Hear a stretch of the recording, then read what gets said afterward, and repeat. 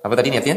Niatnya untuk mendapatkan ridha Allah tabaraka wa taala dan niatnya untuk mengikuti sunnah Rasul sallallahu alaihi wasallam. Kemudian syarat berikutnya adalah ma hasala bihil maqsud. Dia membersihkan gigi benar-benar maksudnya itu tercapai. Tujuan dari membersihkan gigi apa?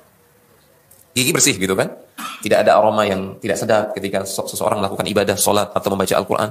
Itu malaikat nggak suka. Jadi diupayakan sikat gigi itu juga betul-betul sikat gigi yang membersihkan gigi begitu. Tapi di sini muncul permasalahan. Di sini kan Rasulullah SAW bersabda tentang siwak. Siwak itu apa? Siwak itu apa? Kayunya.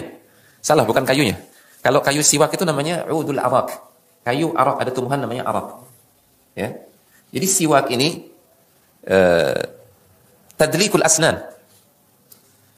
Secara bahasa, siwak itu berarti tadlikul asnan, memijat atau menggosok gigi.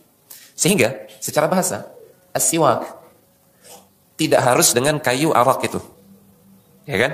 Memang Nabi SAW dulu bersiwaknya itu dengan kayu yang namanya kayu arak, yang kita kenal seperti yang dengan nama kayu siwak, ya. Sebenarnya bukan kayu siwak namanya. Kayu udul arak. Ya. Dan Nabi SAW di akhir hayat beliau, diriwayatkan dalam Sahih Al-Bukhari dari Aisyah radhiyallahu taala anha, ketika beliau di akhir hayat ini, sebentar lagi akan dicabut ruh beliau. Tiba-tiba Abdurrahman bin Abi Bakar radhiyallahu taala anhu masuk menjenguk Rasulullah SAW. Abdurrahman bin Abi Bakar ini siapa? Saudaranya Aisyah. Saudaranya Aisyah. Nabi melihat Abdurrahman ini membawa sebatang kayu kurma. Wallahu alam bagian apanya, yang jelas dia bagian dari pohon kurma. Kemudian dilihat terus oleh Nabi. Aisyah yang melihat Nabi melihat kejadian tersebut, maka dia minta itu kayu itu dari Abdurrahman, karena Aisyah memahami Nabi menginginkan kayu ini. Maka Nabi SAW memberikan isyarat bahwasanya dia ingin bersiwak dengan kayu tersebut.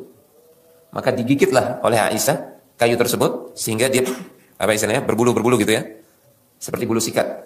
Maka itulah digunakan untuk membersihkan gigi oleh Rasulullah SAW. Digunakan bersiwak sebelum beliau wafat.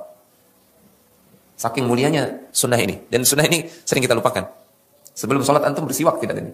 Antum sikat gigi tidak?